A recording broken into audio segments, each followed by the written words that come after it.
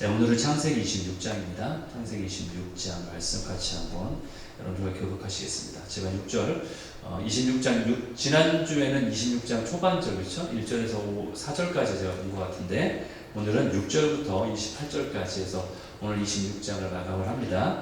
26장 함께 저랑 교독하시겠습니다. 6절 제가 읽습니다. 너무 크게 울리면 또 이게 울립니다. 예, 지금 약간 울려요. 예, 헐리 생긴다고 하죠. 예. 6절부터 제가 읽습니다. 이삭이 그랄에 거주하였더니 그 사람들이 그의 아내에 대하여 물으매 그가 말하기를 그는 내 누이라 하였으니 리브가는 보기에 아리따움으로 그곳 백성이 리브가로 말미암아 자기를 죽일까요? 그는 내 아내라 하기를 두려워함이었더라. 이삭이 거기에 오래 거주하였더니 이삭이 그 아내 리브가를 껴안는 것을 블레셋 왕 아비멜렉이 창으로 내다본지라. 이에 아비멜렉이 이삭을 불러 이르되 그가 분명히 내 아내건을 어찌 내 누이라 하였느냐. 이삭이 그에게 대답하되 내 생각에 그로 말미암아 내가 죽게 될까 두려워하였으니로라. 이삭이 그 땅에서 농사하여 그 해에 100배나 얻었고 여호와께서 복을 주심으로 그 사람이 창대하고 왕성하여 마침내 거부가 되어 양과 소가 때를 이루고 종이 심이 많았으므로 블레셋 사람이 그를 시기하여 그 아버지 아브라함 때에 그 아버지의 종들이 판 모든 우물을 막고 흙으로 메웠더라. 아비멜렉이 이삭에게 이르되 네가 우리보다 크게 강성한즉 우리를 떠나라. 이삭이 그곳을 떠나 그랄 골짜기에 장막을 치고 거기 거류하며 그 아버지 아브라함 때에 팠던 우물들을 다시 팠으니 이는 아브라함이 죽은 후에 블레셋 사람이 그 우물들을 메웠습니다. 이삭이 그 우물들의 이름을 그의 아버지가 부르던 이름으로 불렀더라. 이삭이 종으로 골짜기를 파서 샘 근원을 얻었더니 그날 목자들이 이삭의 목자와 다투어 이르되 이 물은 우리의 것이라 하매 이삭이 그 다툼으로 말미암아 그 우물 이름을 에색이라 하였으며 또 다른 우물을 팠더니 그들이 또 다툼으로 그 이름을 신나라 하였으며 이삭이 거기서 옮겨 다른 우물을 팠더니 그들이 다투지 아니하였으므로 그 이름을 르호봇이라 하여 이르되 이제는 여호와께서 우리를 위하여 넓게 하셨으니 이 땅에서 우리가 번성하리로다 하였더라. 아비멜렉이 그 친구 아우삭과 군대 장관 비골과 더불어 그랄에서부터 이삭에게로 온지라. 이삭이 그들에게 이르되 너희가 나를 미워하여 나에게 너희를 떠나게 하였거늘 어찌하여 내게 왔느냐. 그들이 이르되 여호와께서 너와 함께 계심을 우리가 분명히 보았으므로 우리의 사이 곧 우리와 너 사이에 맹세하여 너와 계약을 맺으리라 말하였노라. 아멘. 아멘. 예, 28절까지 읽었습니다. 오늘 이 말씀 창세기 26장 6절에서 28절까지 말씀 제목을 르호봇의 승리를 쟁취하자 이런 제목으로 함께 나누기 원합니다. Let's claim the Rehoboth victory 이런 제목으로 나누겠습니다. 여러분 오늘 보시면 참 재밌는 내용이 나오는데 여러분 이미 아시다시피 아브라함이 2번씩이나 어떻게 했죠? 아내를 누이라고 그렇죠? 누이라고 속였어요. 왜냐하면 죽을까봐 두려웠기 때문에. 근데 오늘 본문에서 보니까 예, 아들도 놀랍게도 이삭도 같은 이유로 아내 리브가를 누이라고 속입니다. 이삭의 삶에 보니까 그의 삶 가운데 아직 여전히 변화되지 않은 영역이 있다는 걸 확인하는 순간이에요. 바로 두려움에 대한 영역이죠. 이것은 아브라함에게도 아버지 아브라함에게도 있었던 내용이에요. 그 두려움이 여전히 그 아들에게도 나타나고 있어요. 여러분 병원 가면요. 여러분 병원에 가면은 항상 물어보는 게 있죠. 그렇죠? 예, 히스토리를 물어봐요. 예, 병력에 대해서, 가족력에 대해서 물어봅니다. 아니면 그런데 그것은 뭐냐면 가족 안에 대대로 물려오는 질병은 없는지 체크하기 위해서 그런 거죠. DNA적으로 유전적으로 닮아 있는 부분이 있기 때문에. 그래서 아버지가 치아가 안 좋으면은 자녀들도 치아가 안 좋을 가능성이 많죠. 부모가 혈압으로 고생했으면 자녀도 역시 혈압 관계로 이게 약할 수 있습니다. 그렇기 때문에 부모가 가졌던 연약함의 어떤 그런 것을 자녀도 가지게 되는 경우, 그것은 육체적인 부분뿐 아니라 어떤 감정적인, 정신적인 부분도 그렇고요. 그리고 또 또한 영적인 부분도 그것이 포함된다는 거예요. 대대로 이어져 오는 게 있을 수 있다는 거예요. 그래서 아버지 아브라함에게 있었던 그 두려움으로 말미암아 실패를 경험했던 것이 그대로 아들에게 지금 재현이 되고 있는 거예요. 심지어는요, 재밌는 게 뭔지 아세요? 아브라함이 했던 그 실수를 이삭의 눈으로 본 게 아니에요. 이삭이 태어나기 전에 있었던 실수예요. 예. 이거는 여담인데, 저 가족 얘기인데, 저희 둘째 아들이 제 엄마를 닮았어요. 아내를 닮았는데, 저를 닮은 게 아니라 아내를 많이 닮은 것 같아요, 성격이. 그래서 집에 들어올 때면 집에서 왔다고 초등학교 때 그랬어요. 발로 대문을 빵빵 차면서 나왔어! 하고 들어와요. 근데 그걸 보더니 엄마가 그러는 거야, 아내가. 나도 옛날에 저랬는데 제가 어떻게 그거를 똑같이 닮았지? 본 것도 아닌데. 이와 같이 똑같은 유전적으로 내려오는 게 있다는 거죠. 역시 마찬가지로 아브라함에게 두려움을 극복하지 못하는 모습이 대물림되고 있다는 것을 보게 됩니다. 우리가 또한 확실히 이 사건을 통해서 또 알게 되는 건 뭐냐면은, 가나안의 삶이 그렇게 만만치 않구나. 이것을 알게 되는 거죠. 왜냐하면 두려움을 느끼게 만드는 상황이라는 거잖아요. 그렇죠? 예. 당시의 어떤 윤리적인 기준들이 아브라함 때나 이삭 때나 별반 다를 게 없다라는 것을 보게 되는 거죠. 물론 뭐 요즘 현대인의 삶도 만만치 않겠지만 아브라함 당시 사회는 치안이 안정적인 게 아니겠죠. 당연히. 그렇죠? 보장된 사회제도가 있는 것도 아니겠죠. 당시 또 더군다나 기근도 들었다고 했죠. 먹을 게 없으니까 당연히 어떤 사람들의 마음도 강팍해지겠죠. 그렇죠? 그리고 여유도 없었을 거예요.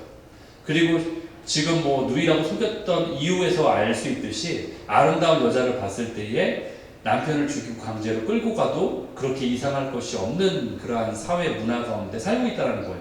그렇기 때문에 이렇게 사는 것이 만만치 않다라는 것을 우리가 보게 된다는 거죠.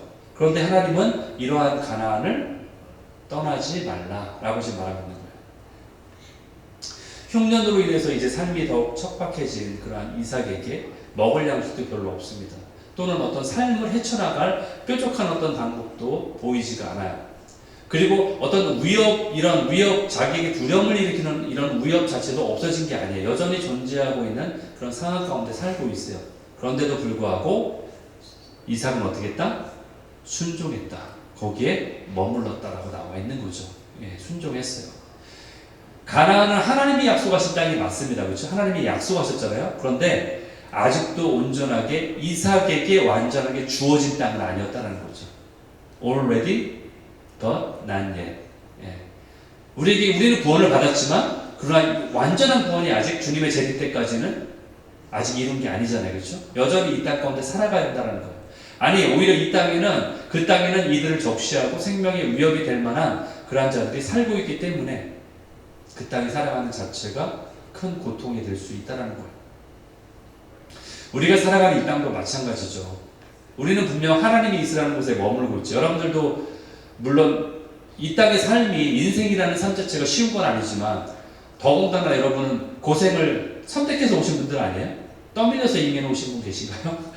내가 선택해서 이민 생활을 선택해서 온 거잖아요. 그렇죠? 어떤 이유에서든 왔잖아요. 자녀를 위해서든 내 삶에 보다 윤택한 삶을 위해서든 어떤 나의 꿈을 이루기 위해서든 여러분들이 어떤 이유에서든 이 땅에 온 거예요. 하나님이 허락하신 땅에 분명히 온 겁니다. 그런데 하나님이 있으라는 곳에 머물러 있는데 여전히 이 땅 가운데 고통이 있다는 거죠. 예. 이곳에 분명히 약속이 있다라고 왔는데 그리고 이곳에 살라고 하셨는데 여전히 나에게는 그 고통이 있다는 거예요. 근데 하나님은 이 땅을 우리에게 주셨어요. 마태복음 5장 5장에 이러한 말씀이 있죠. 온유한 자는 복이 있다. 그렇죠? 온유한 자는 복이 있는데 그들이 땅을 기업으로 받을 것이다. 누가 온유한 자예요? 죄송합니다. 성함을 대서 우리 안에 성도님 분 중에 우리 저기 계시는 빨간 옷 입고 계시는 저분처럼 성격이 저래서 온유하신 분인가요? 그게 온유한 분인가요? 여기서? 예? 여기서 말하는 것은 어떤 성격을 말하는 게 아니에요. 예. 어떤 개인의 성격이 온유해서 온유한 자라는 뜻이 아니라 사람들 앞에서는 자신의 부족함을 깨달으며 모든 것이 하나님께로 왔다는 것을 깨닫고 살아가는 자가 온유한 자라는 얘기예요. 즉 하나님 앞에 온전하게 순종하는 자, 바로 여러분들이에요. 하나님 믿는 자들. 이러한 자가 온유한 자라는 거예요. 그런데 온유한 자에게 땅을 어떻게 한다? 기업으로. 기업이 뭐예요? 재산이죠. 너에게 유업으로. 그렇죠? 말하자면 유산을 받는 거예요. 그런 기업으로 이 없겠다라는 거죠. 여러분, 이 땅은 하나님의 소유된 땅이지만 아직 완전한 우리의 땅이 아닙니다. 그렇죠? 아직은 아니에요. 그것을 본문이 말해주고 있어요. 이 땅에 아직도 불의가 있고요. 그리고 아직도 어둠이 가득해요. 그것을 우리가 또 눈으로 목격하잖아요. 그렇죠?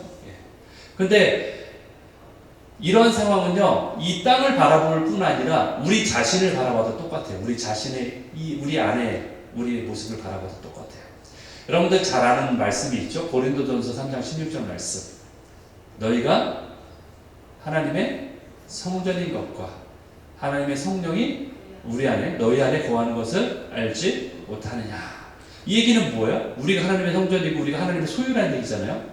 그런데 우리는 분명 하나님의 소유가 확실한데, 하나님의 것이라고 했는데, 그렇게 인식하고 있는데, 우리의 심령을 돌아다 보니까 우리 안을 쳐다보면은 여전히 어둠의 토양으로 단단히 굳어져 있는 부분들이 있다는 거죠. 내 안을 바라보니까.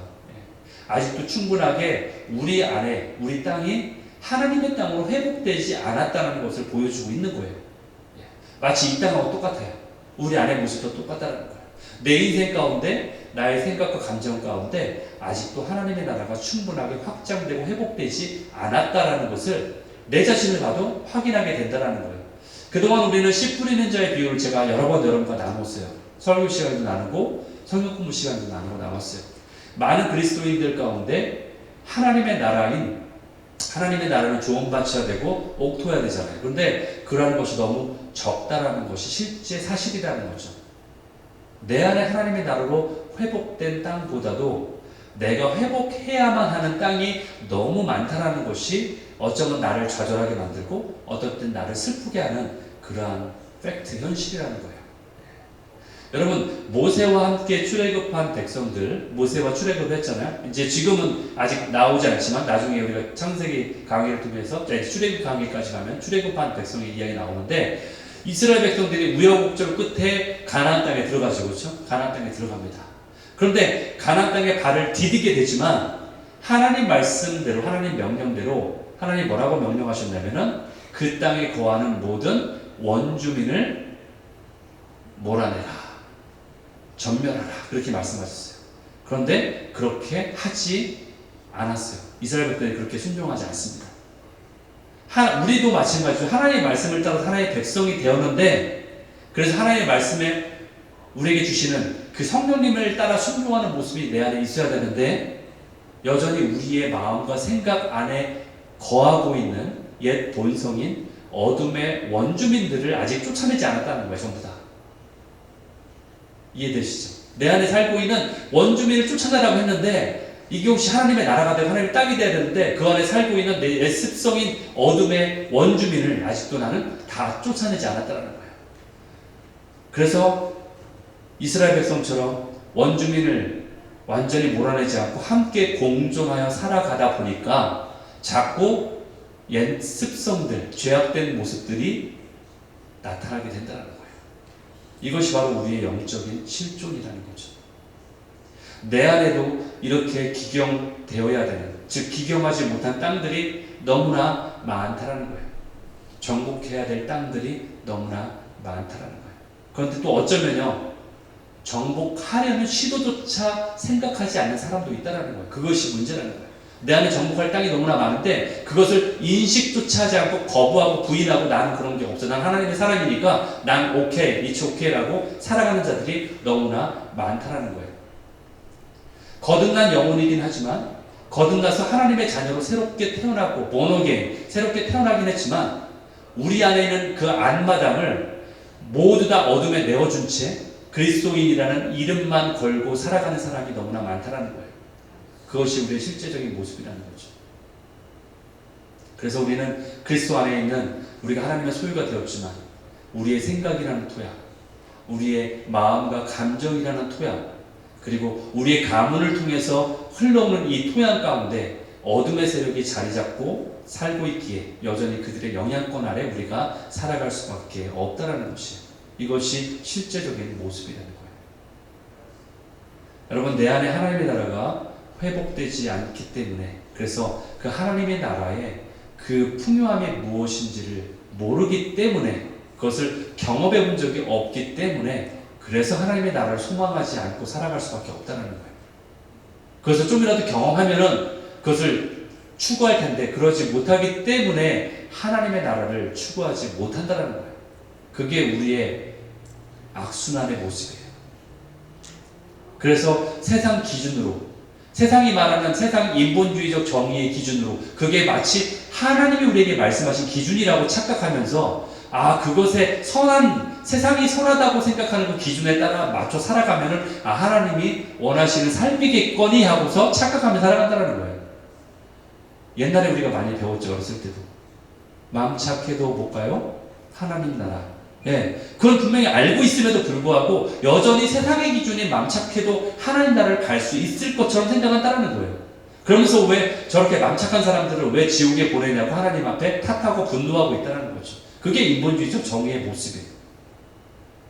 여러분, 비록 이삭이 자신 안의 연약함으로 인해서 죄악도 저질렀죠. 아내를 누이라고 하는 아브라함, 아버지가 저질렀던 똑같은 죄악을 저질렀어요. 그럼에도 불구하고 하나님은요, 이것을 책망하지 않으셨어요. 하나님은 그래 봐라, 네가 이렇게 잘못을 저질렀지, 그러니까 네가 마땅히 받을 벌을 받아라 하고서 그것 때문에 그가 망하도록 하지 않으셨다라는 거예요.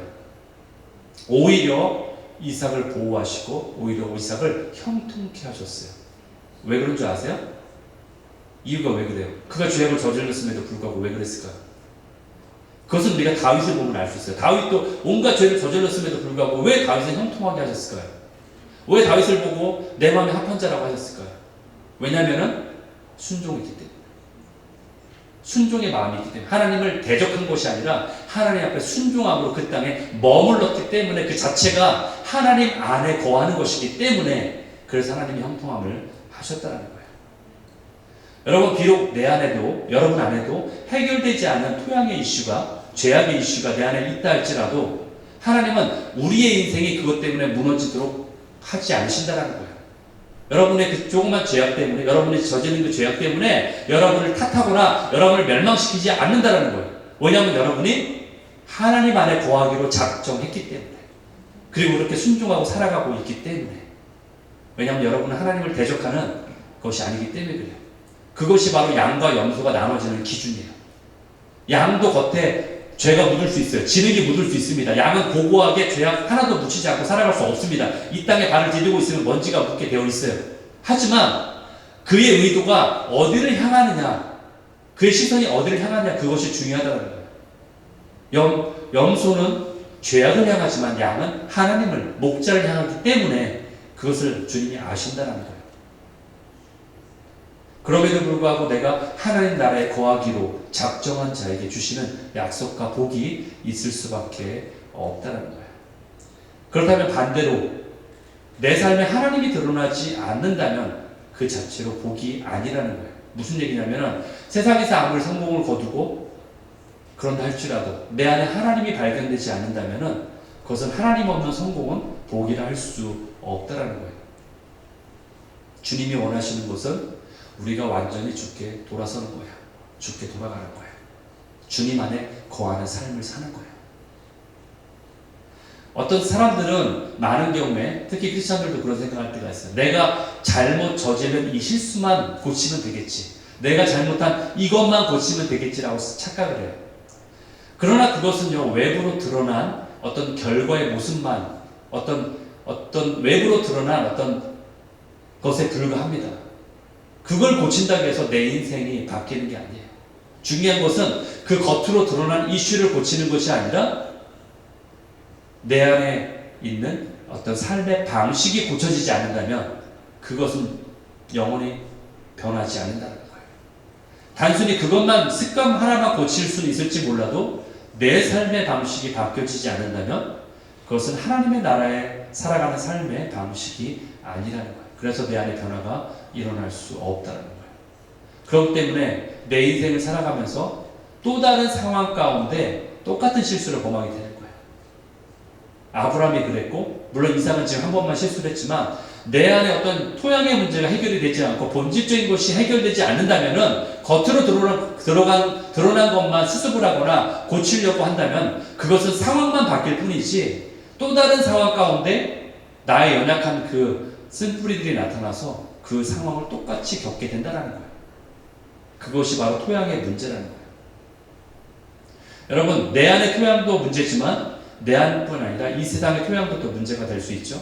여러분, 에베소서 2장 2절을 말씀 한번 볼까요? 에베소서 2장 2절에 이렇게 나와 있어요. 그때 너희는 그 가운데 행하여 이 세상 풍조를 따랐다. 왜? 공중의 권세 잡은 자가 있기 때문에. 공중의 권세 잡은 자는 바로 사단, 마귀예요. 공중의 권세 잡은 자를 따랐고, 그렇기 때문에 불순종의 아들들을 가운데 역사하는 그 영, 악한 영이 바로 공중의 권세 잡은 자의 영이에요. 이 세상의 권세는 우리의 죄악 때문에 어쩔 수 없이 이 땅에 들어왔어요. 그렇지만 그것은 하나님의 허용하신 일시적인 허용하신 거예요. 영원히 허용한 게 아니에요. 하나님이 일시적으로 허용한 거예요. 이렇게 일시적으로 허용된 사탄은 왜곡된 생각과 가치를 퍼뜨리면서 함께 자기와 함께 영원한 불못에 빠질 자를 계속 포섭하고 있어요. 사단은 자기랑 함께 불못에 같이 들어갈 자를 지금 찾고 있는 거예요. 그리고 점점 더 많은 영혼들이 이 사단의 속임에 넘어가고 있습니다. 그래서 우리가 바라보면 어쩜 이렇게 악한 어둠의 세력들이 점점 강성해지고 있는지 우리가 보면서 우리가 좌절할 때도 있죠. 그걸 보면서. 그렇죠? 심지어는 교회 안에 지도자들의 생각마저도 미혹하는 그런 경우도 많이 있습니다. 그래서 이제는 하나님이 이것이 하나님의 가치야 라고 주장하는 것이 이상하게 여기지는 세상을 살아가고 있어요. 동성애가 하나님이 말한 죄야 라고 말하는 것이 이제는 이걸 말해도 되나? 라고 주위를 둘러보면서 여기서 이거 말해도 되나? 돌맞지 않나? 라고 눈치를 보면서 또는 이것을 말해도 잡혀가지 않나? 어떤 주에서는 이걸 말해도 돼? 법으로 괜찮은가? 라는 것을 따져가면서 이야기를 해야 되는 그러한 상황에 우리는 이미 살아가고 있다는 거예요. 여러분, 비록 세상에 많은 사람들이 사단에게 넘어오고 있다 할지라도 사단은 즐거울 수가 없습니다. 사단이 그거 보면서 즐거워할까요? 즐거워하지 않습니다. 왜 즐거워하지 않는 줄 아세요? 많은 사람들이 자기에게 넘어옴에도 불구하고 즐거워하지 않아요. 그걸 보면서. 왜냐하면은 자신의 끝을 알기 때문에. 자신이 끝이 어떻게 될지 알고 있고 자기에게 허용된 시간이 이제 얼마 남지 않았다는 걸 알기 때문에 그게 즐거운 일이 아니에요. 사단은 믿음의 사람들의 주위에 있는 사람들을 통해서 계속 믿음의 사람들을 공격합니다. 오늘 본문에 봐도 그래요. 주변에 있는 사람을 부추겨서 이삭을 계속 공격하게 만들어요. 그런데도 이삭이 거기에 휘말리지 않습니다. 어떤 때는 사람을 통해서 역사하고요. 어떤 때는 사건과 어떤 환경을 통해서 우리에게 공격을 해올 때가 있습니다. 그런데 그것에 휘둘리지 않아야 된다는 거예요. 이삭은 그렇게 휘둘리지 않았다는 거예요. 이삭은 어둠이 공격해올 때에 그 어둠의 초점을 맞추지 않았어요. 그 어둠이 공격하는 것에 자신을 대적하지 않았어요. 오히려 하나님께 초점을 맞췄다는 거예요. 하나님께 시선을 두었다는 거예요. 주변에서 부추겨도 부추긴 당하지 않았고 환경에 어려움을 당해도 그 환경 때문에 스스로가 무너지지 않았어요. 어떤 때는 우리가 스스로가 무너질 때가 있어요. 그렇죠? 남이 어떻게 하지 않았는데 어떤 환경 가운데 내 스스로가 마음이 무너져서 스스로가 그냥 자포자기하고 삶을 포기할 때도 있고 어떤 때는 신앙을 포기할 때도 있고 스스로가 무너질 때가 있다라는 거예요. 그러나 그러지 않았다라는 거예요. 그게 오히려 연약한 게 아니라 강인하다라는 거예요. 속사람의 강건 아니에요. 이삭을 보면서 저렇게 우물을 빼앗으니까 여기서 파다가 와서 내 거라고 우기면 또 빼앗기고 하는 거 보니까 굉장히 우유부단한가 보다. 왜 굉장히 연약한가 보다. 이런 생각이 들잖아요. 겉으로 볼 때는. 그러나 오히려 그 사람이 속사람이 더 강건한 거예요. 사실은. 그 이유를 이제 제가 나누길 원합니다. 오늘날 많은 그리스도인들이 사랑과 환경을 통해서 사단이 역사할 때마다 너무나 쉽게 요동치고 막 흔들리고 부추김도 당하고 속임을 당할 때가 너무나 많다는 거예요. 여러분, 이삭 안에 발견되는 그러한 온유와 겸손은 그냥 생기는 것이 아닙니다. 우리가 성령의 어떤 역사하심을 따라 살려고 할 때에 그때서야 비로소 온유와 겸손이 내 안에 발견되는 거예요.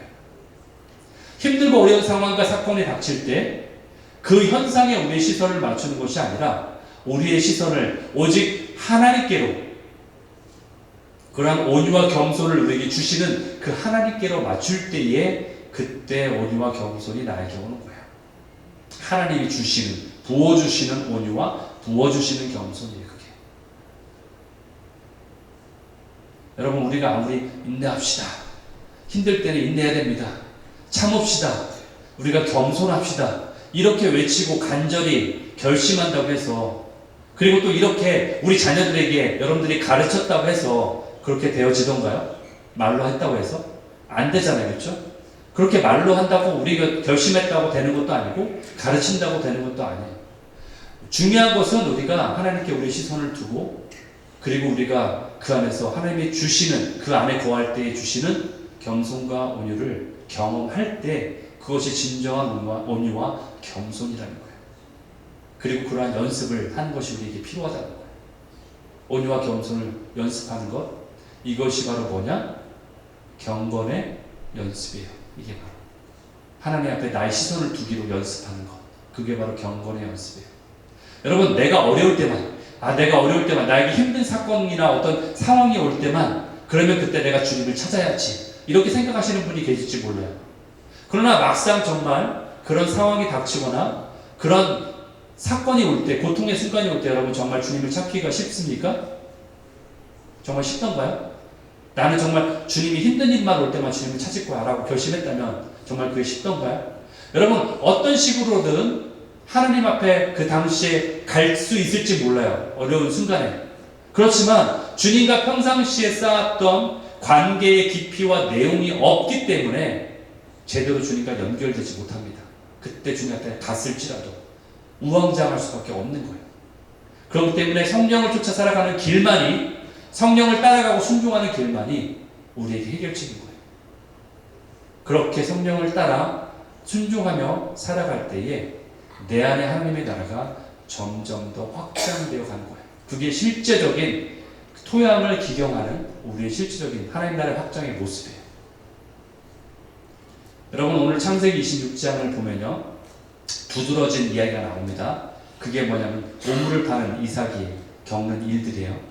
여러분, 일단 이삭은요, 우물을 파기 전부터 당황스럽고 굉장히 황당한 일을 겪게 돼요.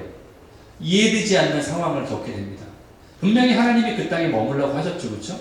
그래서 약속대로 머물렀어요. 순종했어요. 그러니까 어떻게 했어요? 100배나 되는 수확을 얻었대요. 100배는 엄청난 거예요, 여러분. 예. 하나를 얻으면 100배를 얻는다. 여러분, 100개를 더 얻는다는 게 아니에요. 플러스 100이 아니라 곱하기 100이라는 얘기예요. 그러면 10개면 뭐예요? 곱하기 100이면 1000개예요? 네. 100개면 얼마예요? 10,000개요? 계산도 안 돼요. 100배라는 얘기예요. 100개를 더 준다는 게 아니라 100배가 된다는 얘기예요. 창세기 오늘 26장 12절 13절에 보니까 그 땅에서 농사를 시작했대요. 그렇죠? 이제 농사를 시작하겠어요. 그 해에 100배나 얻었다. 소출이 100배나 있었다는 거예요. 예. 다른 사람들은 하나를 얻었으면 이 사람은 100을 수확을 하고 있는 거예요, 지금. 그러니까 이게 여호와가 주신 복이었고, 그래서 그 사람이 창대하고 왕성하여 거부가 되었다. 요즘으로 말하면은 재벌이 되었다. 이렇게 얘기하는 거예요. 그러니까 어떻게 생각했겠어요, 이삭이? 야, 역시 내가 봐라. 순종하니까, 하나님 뜻대로 행하니까 봐라. 이러한 일을, 응? 이렇게 되는 거지. 이러한 결실을 얻게 되는 거지. 이렇게 깨닫지 않았을까요? 그렇게 깨닫는 것도 좋습니다. 그런데 하루아침에 갑자기 어떻게 해요? 아비멜렉이 너 떠나. 이렇게 얘기하는 거예요. 지금 이 사람이 이렇게 100배의 수확을 얻은 것은 목축을 해서 그런 거예요? 농사를 져서 그런 거예요?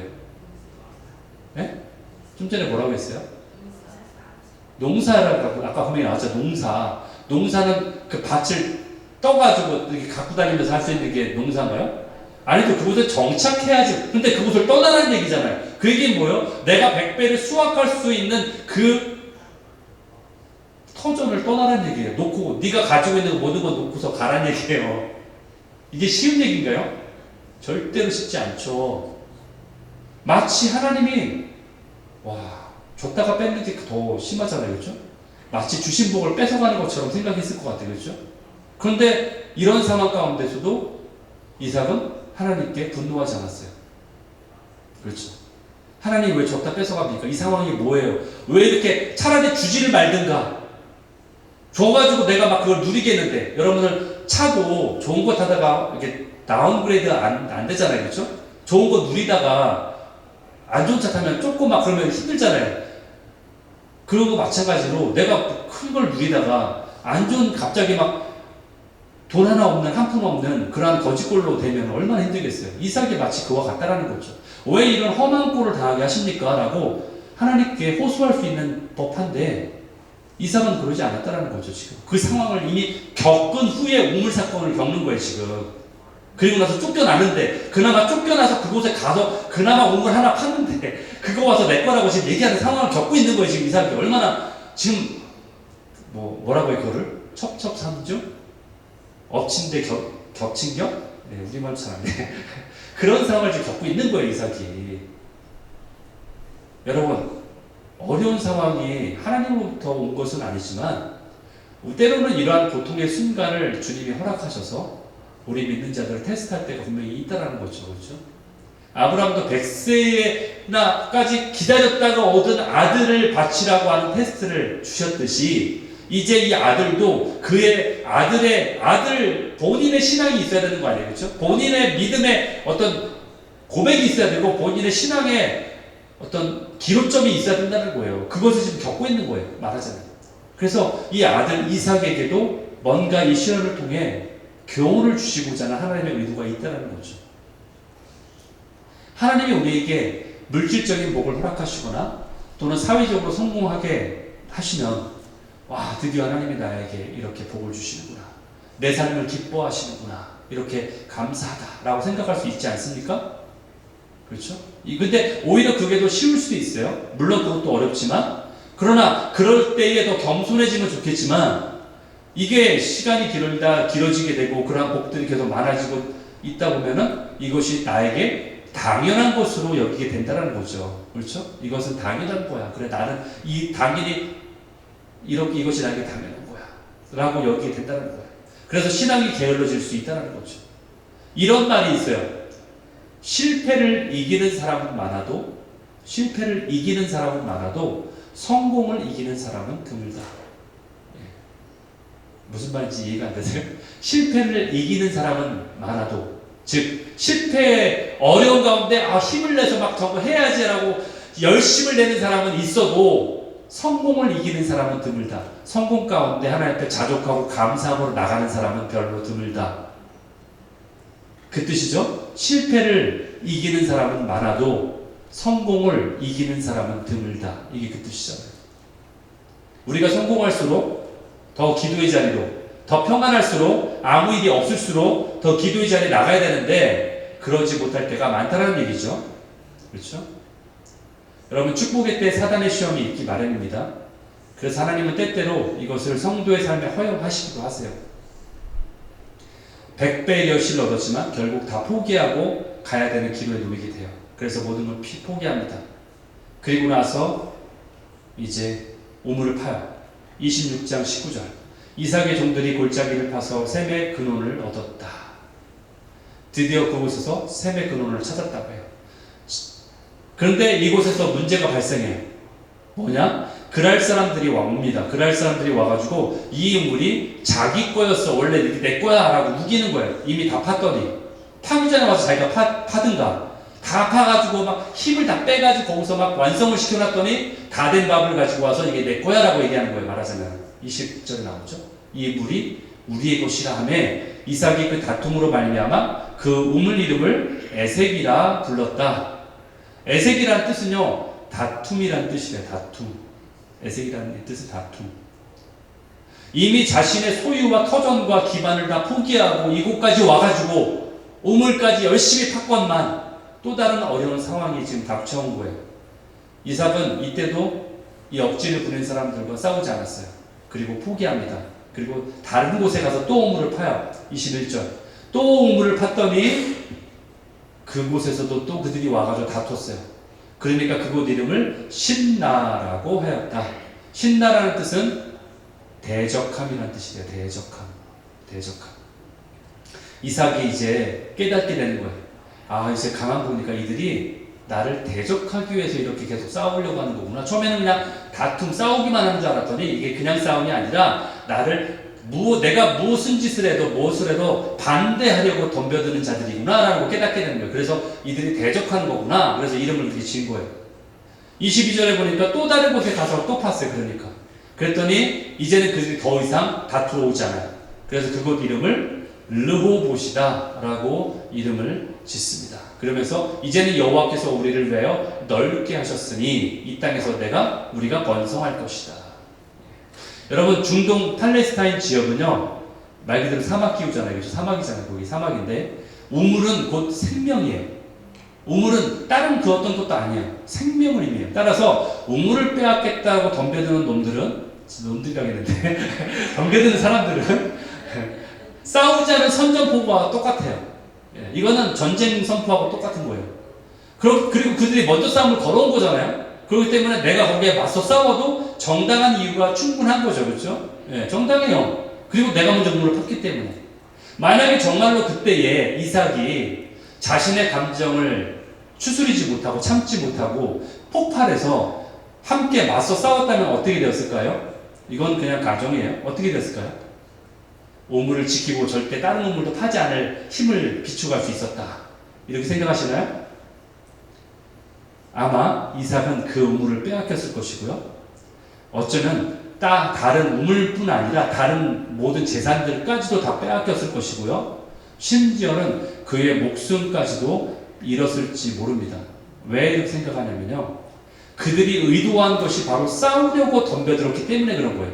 일부러 싸우려고 그들이 의도하고 덤벼들었다는 데 초점이 있는 거예요. 일부러 싸우려고 그랬다는 거예요. 우물 자체가 목적이라기보다는 싸움을 돋구려고 했던 것이 그들의 의도였어요. 여러분, 사실 어느 누가 우물을 빼앗으려고 하면 덤비지 않을 사람이 누가 있습니까? 그렇죠? 생명과도 같은데.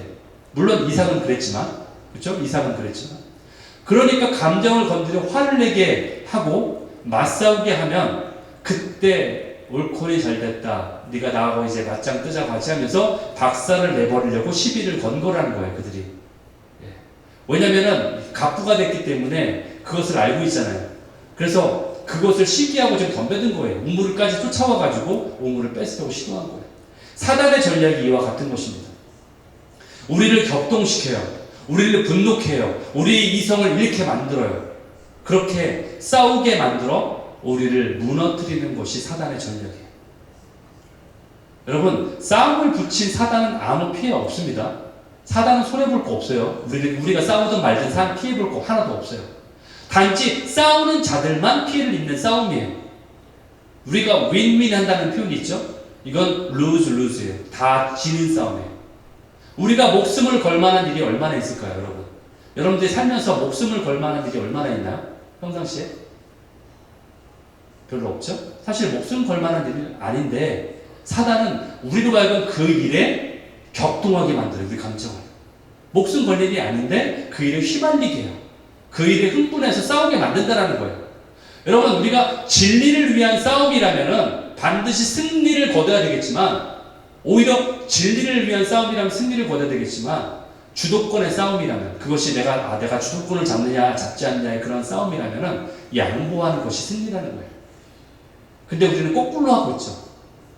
우리는 이걸 반대로 싸우고 있어요. 세상에서 진리를 위한 싸움에는 싸우지 않아요.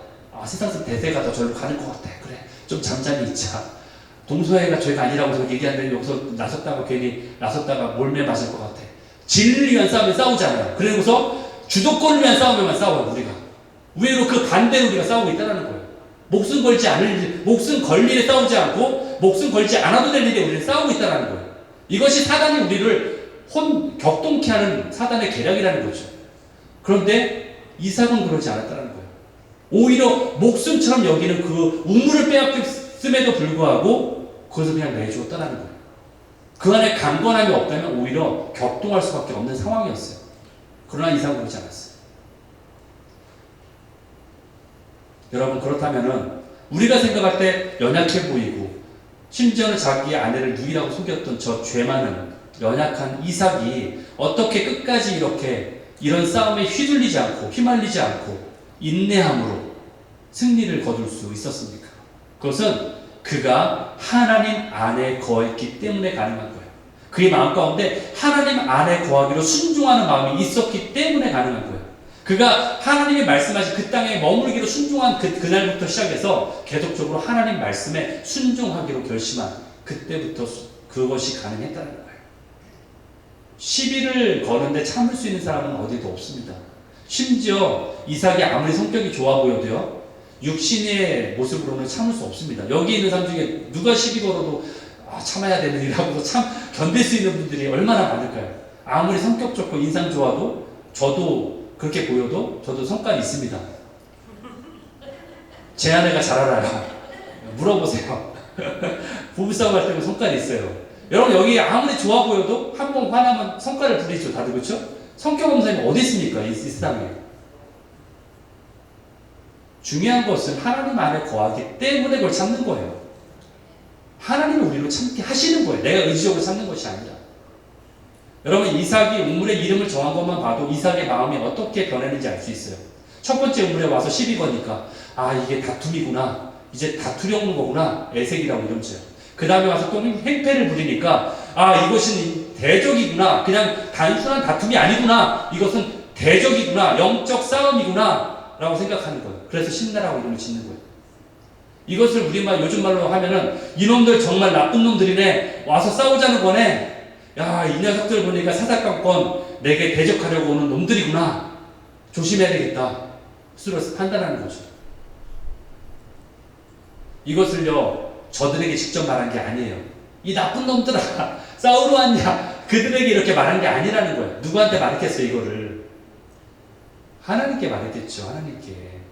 하나님께만 알았겠죠. 하나님, 이건 영적 싸움에 대한 것이군요. 하나님, 이것은 나를 대적하려는 것이군요. 이것은 나를 무너뜨리려는 계략이군요. 하나님 어떻게 할까요? 그런데 나중에 마지막까지 파다 보니까 하나님 이제 드디어 로봇이군요. 이제는 괜찮다고 말씀하시는 거군요. 감사합니다. 이렇게 되는 거예요. 이게 기도에 아랬던 모습들의 어떤 하나님과의 대화의 모습의 한 모습이라고 저는 생각해요. 스스로가 거쳐왔던 신앙의 모습이에요, 사실은.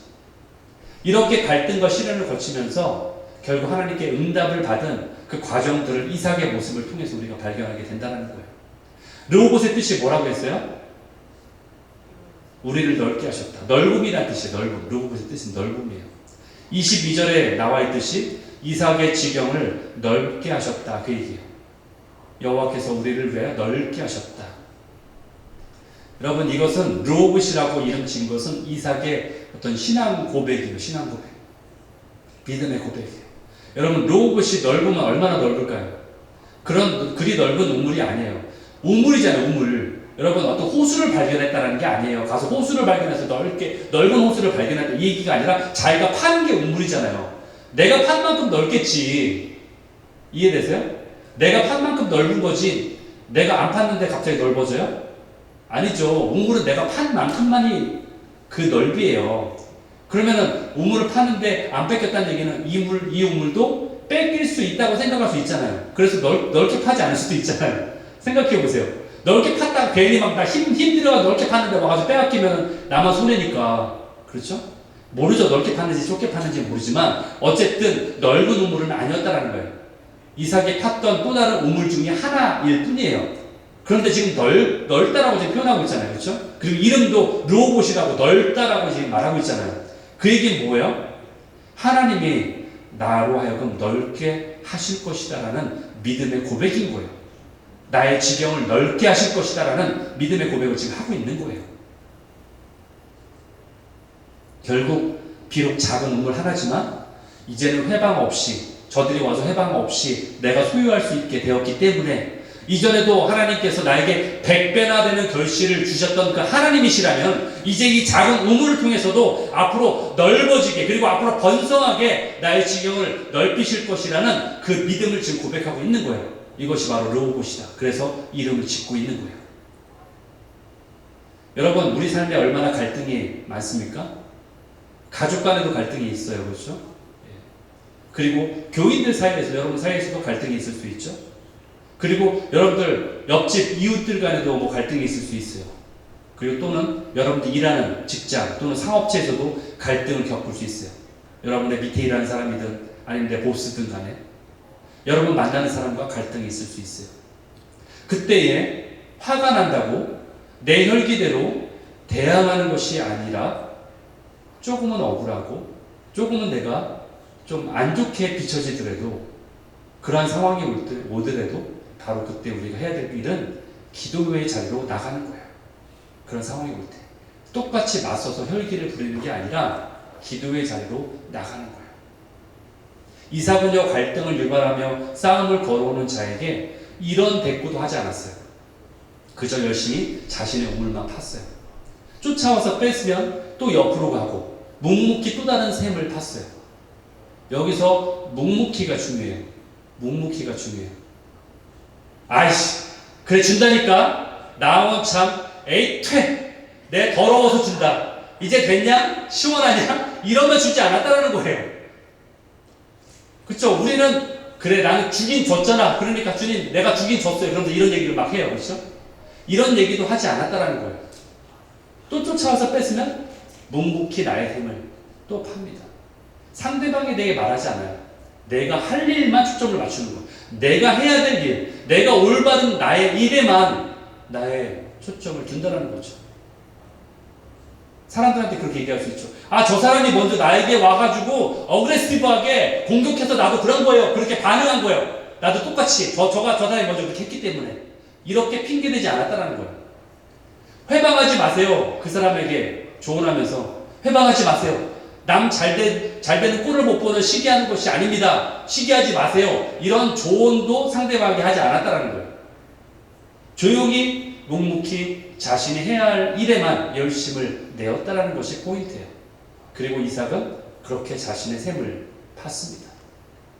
여러분 크리스찬은요 그리스도인은 겉으로 싸우는 사람이 아니에요. 겉으로 싸워서는 안 돼요.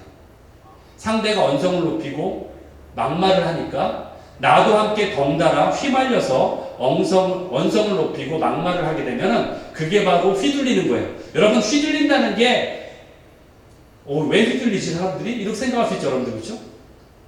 저거 뻔히 봐도 안 좋은 건데 아니 뻔히 봐도 저거는 의도한 건데 뻔히 봐도 저거는 루머인데 왜 휘둘리지? 생각할 텐데 이게 바로 휘둘리는 거예요 여러분들. 상대가 있으니까 나도 똑같이 한다. 이건 휘둘리는 겁니다 여러분. 그리스도인은 겉으로 싸우는 자가 아니라 속으로 싸우는 자예요.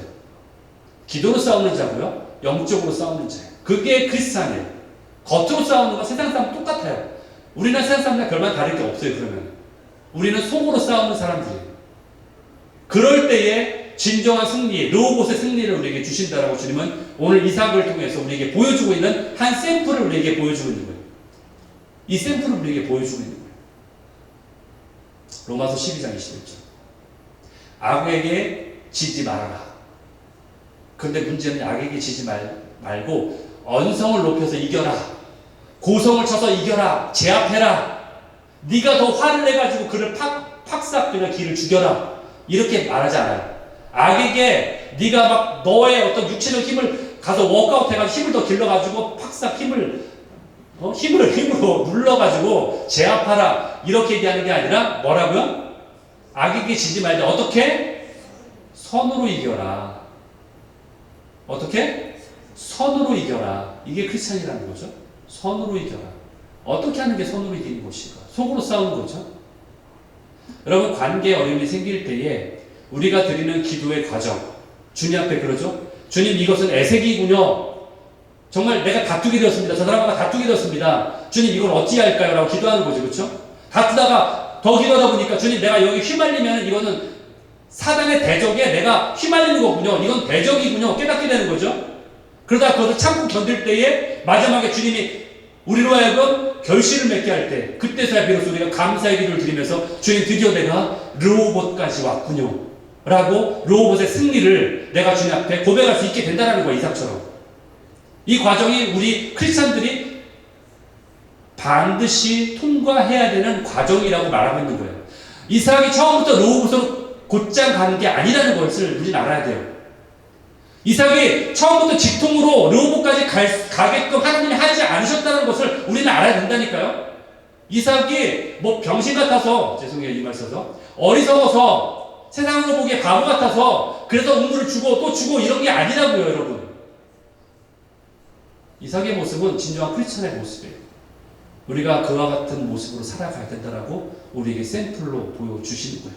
비록 아내를 누이라고 하는 그러한 진짜 말도 안 되는 그런 죄를 저지르고 보잘것없는 이삭이라 할지라도 그가 하나님께 순종하기로 그 땅에 거하기로 결심한 순간부터 그는 하나님의 자리에 거하는 자이기 때문에 그와 같은 승리를 경험케 하신 거예요. 그 힘이 자신이 의지가 있어서 그 자신이 어떤 그것을 할 수 있는 능력이 있어서가 아니라 결심이 강해서가 아니라 하나님이 주신 온전히 하나님 안에 거하는 자에게만 주시는 그러한 인내와 온유와 겸손이 있기 때문에 가능한 거예요. 그래서 온유한 자에게는 땅을 기업으로 주시는 거예요. 그 과정을 이길 수 있는 온유한 자에게는 땅의 기업으로 우리에게 허락되는 거예요. 그것이 바로 르호봇의 승리예요. 그것을 경험케 하실 거라 믿습니다. 물론 때는 우리가 노력도 해야 돼요. 우물을 파는 자체는 노력이에요. 그러나 생각해 보세요. 내가 노력한다고 모든 광야에서 샘이 나진 않습니다. 그렇죠? 내가 노력한다고 해서 모든 것에 결실을 얻는 건 아니라는 거예요. 주님이 허락하시는 곳에 가서 팔 때 그것이 가능한 거예요. 그리고 주님이 허락하시는 곳에 파서 물이 나온다 할지라도 그것을 빼는 자가 있다면은 그곳에도 역시 내가 영적 싸움을 치러야 된다는 거예요. 올바른 영적 싸움을 해야 된다는 거예요. 여러분, 이삭은 참으로 볼 때 그렇게 많은 양을 할애해서 성경이 우리에게 말하고 있지는 않아요. 이삭의 이야기에 대해서. 그래서 어쩌면 인간적으로 볼 때는 우물도 빼앗기고 참 바보처럼 보이기도 하고 무력하게 보이기도 합니다. 그래서 나는 저 사람처럼 저런 위대한 예를 들어서 뭘까요? 다윗처럼 저 위대한 신앙인 다윗처럼 또는 모세처럼 출애굽시키는 모세처럼 그러한 신앙인이 돼야지라고 본받을 사람으로 그러한 사람을 될 수는 있겠지만 그러나 이삭을 내가 본받아야 될 어떤 신앙의 어떤 인물로 삼는 사람은 별로 없어요. 그런다 할지라도 여러분 이삭을 통해서 보이지 않는 하나님의 손이 그를 보호하고 인도하고 계시다는 걸 우리가 목격하고 있지 않습니까? 이것은 마치 이삭을 트래킹하는 것 같아요. 이삭을 쫓아가는 것 같아요. 이삭을 쫓아가면서 마치 오는 것처럼 하나님의 선하심이 이삭을 막 따라오는 것처럼 그가 어디에 있든 이 하나님의 선하심이 그를 따라오는 것처럼 그렇게 하나님의 거대한 손이 그를 지키고 계시다는 거예요. 그러니까 어떻게 결국에는 블레셋 사람들도 그것을 인정해요. 하나님이 너와 함께 하고 있구나. 결국 그래서 아비멜렉도 아브라함에게 그랬던 것처럼 결국 이삭에게 찾아와서 하나님이 너와 함께하는 걸 내가 부정할 수 없다라고 지금 이렇게 말하고 있어요. 28절에 여호와께서 너와 함께 계심을 내가 분명히 보았다. 이렇게 말할 수밖에 없다는 거예요. 왜? 그가 인간적인 반응으로 대응하지 않았기 때문에 우물을 빼앗겨도 또 빼앗겨도 계속해서 할 때마다 물이 솟아나게 하신 그 역사하심을 보았고 그곳 하나님이 함께할 것을 보았기 때문이에요. 이삭이 함께하는 그분이 바로 하나님이세요. 그 이삭과 함께했던 그 하나님이 바로 우리가 믿는 그 하나님이세요. 여러분과 함께 하십니다. 여러분 비록 여러분 내 안을 쳐다봤을 때 각자의 내 안에 있는 토양을 볼 때에 여전히 비록 하나님 나라로 확정되지 않은 그러한 연약한 모습들이 보이는 그러한 것들이 내 안에 어둠의 모습들이 보인다 할지라도 이삭처럼 주님을 우리로 하여금 멸망케 하지 않으십니다. 왜? 우리가 주님께 순종하기로 한 자녀들이기 때문에 주님 앞에 거하기로 한 순간 주님은 우리에게 이김을 주실 거예요. 어떨 때에 영적인 방법으로 세상을 대처할 때에 그때 주님 우리에게 승리를 허락하여 주실 줄 믿습니다. 이것이 바로 그리스도인들이 있어야 될 승리의 비결이에요. 요한 1서 5장 4절을 읽고 마치겠습니다. 요한 1서 5장 4절 무릇 하나님께로 난 자마다 세상을 이긴다라고 했어요. 하나님께로 난 자마다 세상을 이길 수밖에 없다. 이건 선언이에요. 선언. 이길 수도 있다. 가정이 아니에요. 이긴다라고 말하는 거예요. 그런데 세상을 이기는 승리는 무엇이다? 우리의 믿음이다라고 말하고 있어요. 우리가 하나님 앞에 거하기로 한 그 믿음, 순종하기로 한 믿음, 하나님이 하실 것이라는 믿음, 그것이 바로 세상을 이기는 승리다라고 우리에게 말씀하고 있습니다. 그렇기 때문에 우리는 이삭에게 주셨던 말씀대로 하나님의 땅에 머무십시오, 여러분들이. 하나님의 전에 머무십시오. 하나님이 거하라는 하나님 안에 거하십시오. 그때 우리가 승리를 경험하게 될 것입니다. 하나님이 새 일을 행하실 것입니다. 그리고 우리를 추적하듯이, 우리를 따라오듯이 하시는 부으시는 그 선하심을 날마다 맛보게 될 것입니다. 이러한 저와 여러분 되시기를 예수 그리스도의 이름으로 축원합니다. 아멘.